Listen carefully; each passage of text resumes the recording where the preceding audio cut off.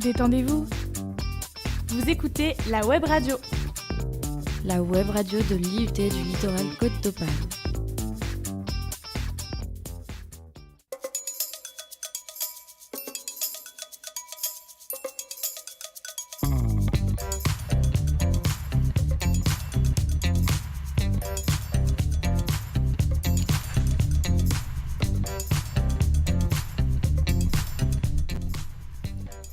Bonjour à tous et bienvenue sur la web radio de l'IUT du littoral Côte d'Opale à Saint-Omer. Émission produite et animée par les étudiants du DUT Gestion administrative et commerciale. Je suis aujourd'hui avec ma co-animatrice Pauline. Bonjour Pauline. Bien, bonjour Augustin. Et avec nos invités membres de la bibliothèque d'agglomération du pays de Saint-Omer, Peggy Miez. Bonjour Peggy. Bonjour Augustin, bonjour Pauline. Bonjour. Donc vous êtes responsable de la section adulte de la bibliothèque. Oui, c'est ça. Et en compagnie de Peggy Miez, nous retrouvons Olivier Réan. Bonjour Olivier. Bonjour. Qui lui est responsable de la section jeunesse et directeur adjoint. C'est ça. C'est ça. Alors déjà, bienvenue à l'IUT. Et Merci. bienvenue dans notre émission Entre les lignes. Enfin, re-bienvenue pour vous, Peggy. Vous avez déjà réalisé une émission avec nous. Oui, tout à fait. Et aujourd'hui, cette émission sera donc dédiée à l'événement Tous en selle. Alors, nous allons commencer notre émission par une petite question, comme nous en avons l'habitude. Et je vais la poser à Pauline, tiens, pour rigoler un bon coup. Vas-y.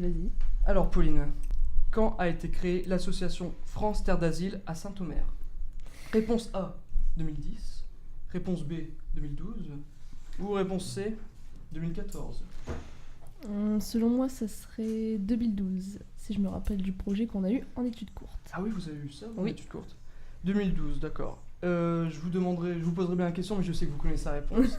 Et on va laisser nos auditeurs y réfléchir un petit peu aussi. Donc, on donnera la réponse en fin d'émission. Mais maintenant, nous allons passer donc à l'explication de l'événement, donc France Terre d'Asile. Donc cet événement s'appelle Tous en selle. Il aura lieu le samedi 17 mars. Il consiste à présenter la restitution d'un travail d'écriture au long cours mené en partenariat avec Saint-Omer en toutes lettres.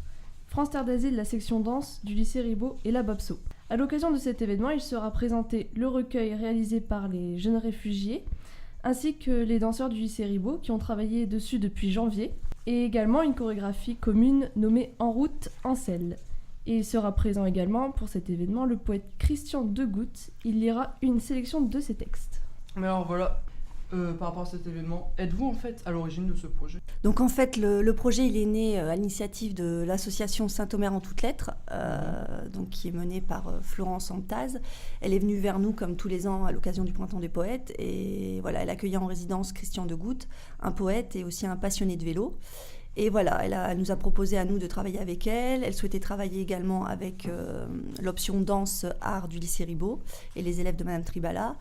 Et à cela, Olivier, qui avait déjà travaillé en fait avec les jeunes de la maison du jeune réfugié à Saint-Omer, a souhaité les intégrer au projet également. Voilà, donc pour faire rencontrer des publics d'horizons très différents. Et à cela, c'est également rajouté, vous avez omis de le préciser, c'est Simone Descoupes, je crois, en fait, qui est plasticienne et du coup qui va faire le travail de plasticien sur le projet chorégraphique. Voilà. Qui est une artiste qui intervient dans le cadre du contrat local d'éducation artistique, qui est organisé par la communauté d'agglomération et la DRAC. Nous allons donc maintenant essayer de mieux vous connaître. Et donc c'est maintenant l'heure de la petite interview, sérieuse pour le coup. Alors, première question. Au tout début de votre entrée à la bibliothèque, avez-vous choisi pour l'un le secteur jeunesse et pour l'autre le secteur adulte? Si oui, pour quelle raison? Tu commences ? Allez, je commence.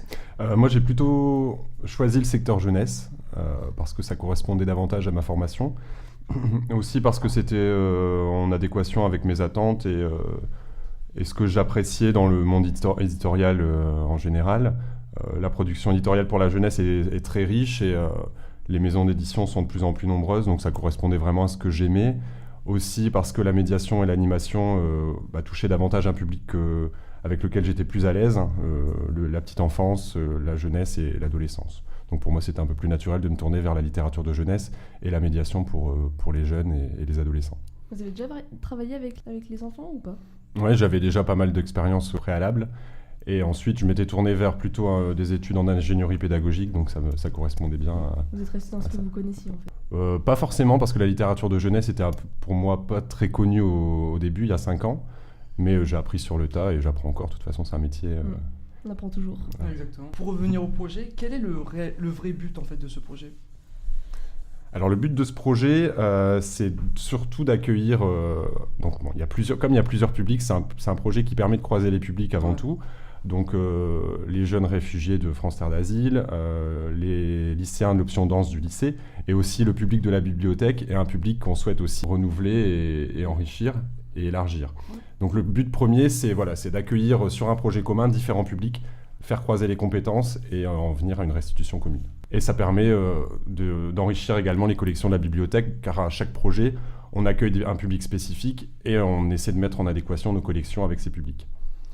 Et justement, en parlant de ces différents publics, artistes, pourquoi en fait avoir réuni des thèmes tels que la danse et le livre en fait ? La danse, parce qu'en fait la bibliothèque c'est un lieu de culture, d'apprentissage, et voilà, on a des collections autour de tous ces arts, et on a déjà croisé en fait à la bibliothèque plusieurs artistes du Cléa. Olivier vous en parlera mieux parce que c'est lui le référent Cléa, notamment à la bibliothèque.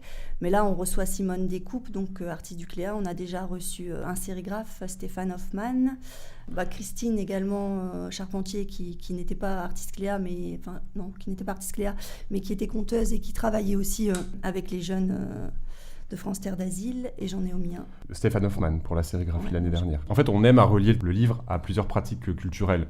À chaque projet, on n'amène pas le livre de manière isolée, mais on l'intègre et on l'associe à d'autres formes culturelles, à d'autres pratiques, donc le théâtre, les arts plastiques, la pratique du conte, les expositions notamment. Et une question très importante, d'où vient le nom Tous en selle ?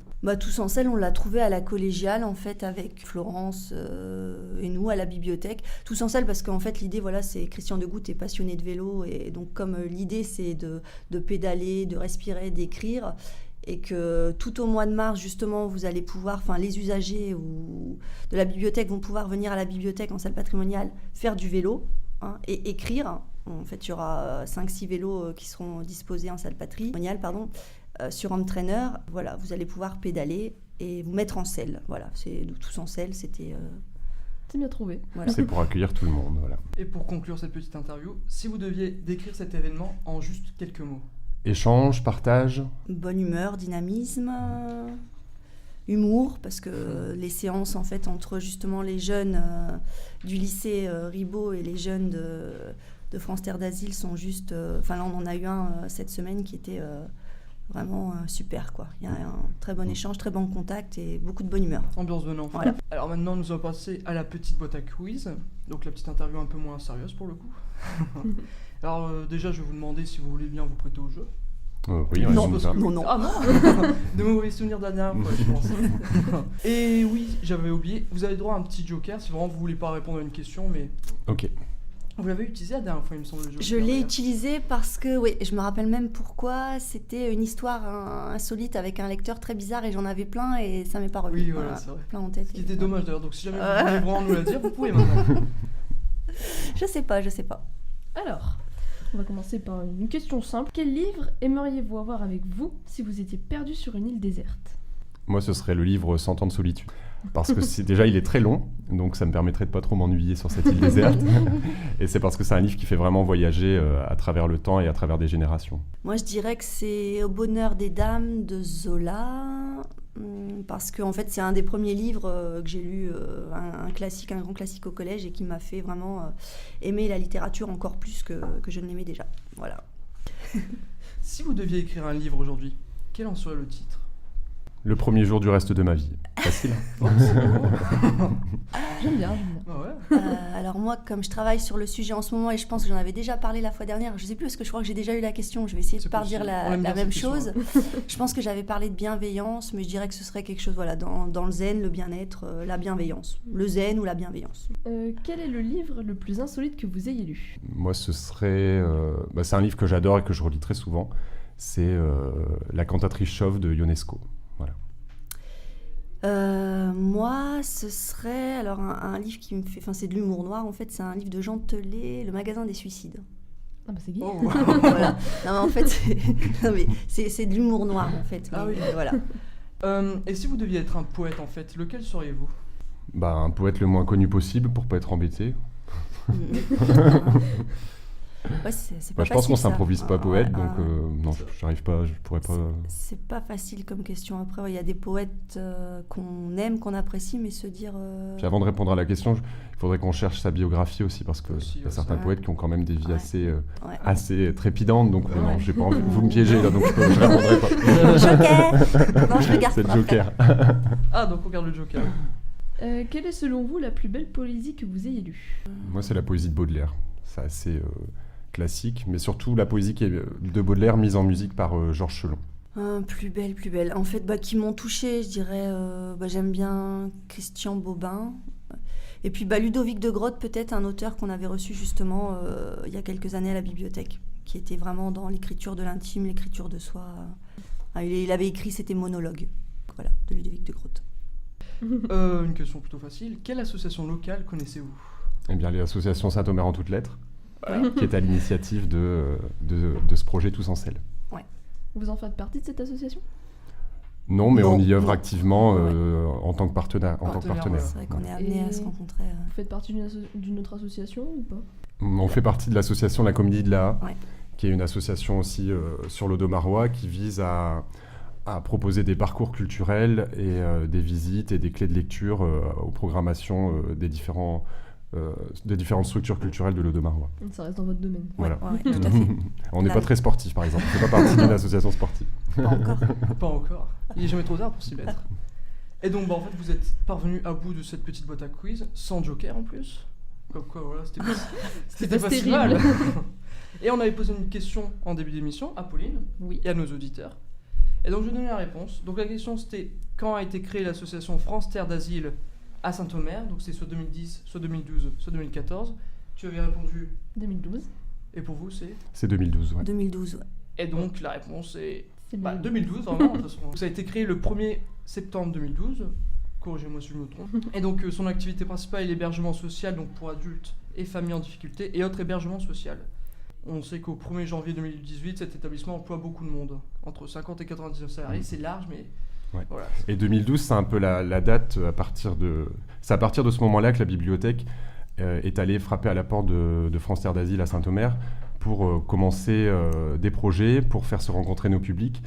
Et c'est un travail au long cours également. Tous les ans, on a des nouvelles propositions. Tous les ans, on permet à ces jeunes réfugiés de découvrir le lieu lors de visites vraiment particulières et de découvrir des artistes pour but de faire de la production, de la restitution, des petites expositions et de mettre à disposition nos collections. Donc, vous voyez, c'est pour ça qu'on connaissait bien la date 2012. Je me doute bien. Et de ce fait, du coup, si je peux me permettre de rajouter une petite chose, il y a la restitution le 17 mars, mais également tout le mois de mars, vous êtes invité à venir à la bibliothèque voir la restitution de ces balades à vélo, de ce travail d'écriture, des photographies. Donc voilà, du 2 au 28 mars, il y aura des expositions. Et puis 2 ateliers d'écriture également, un pour adultes, un pour jeunes, le 17 mars. Donc vous prenez tous les renseignements à la bibliothèque ou sur le portail ou la page Facebook. Voilà. Eh bien, c'est déjà la fin de notre émission. Donc, je vais commencer par vous remercier d'être venu. Merci à vous. Merci à vous. Je veux remercier aussi Anaïs et Melinda qui font beaucoup de travail derrière chaque émission et dont on en parle peu. J'aimerais remercier aussi Grégoire qui est à la régie. Et évidemment ma fidèle co-animatrice Pauline. Merci Pauline. Et sans oublier notre cher animateur Augustin. Mais de rien. On se retrouvera donc le 22 mars pour notre prochaine émission. Et aussi, surtout, je tiens à vous remercier, vous, chers auditeurs. Et n'hésitez pas, à vous rendre sur le site de la bibliothèque d'agglomération de Saint-Omer ou sur notre site www.studiogako.fr pour retrouver l'émission. Salut. Salut. Au revoir. Au revoir.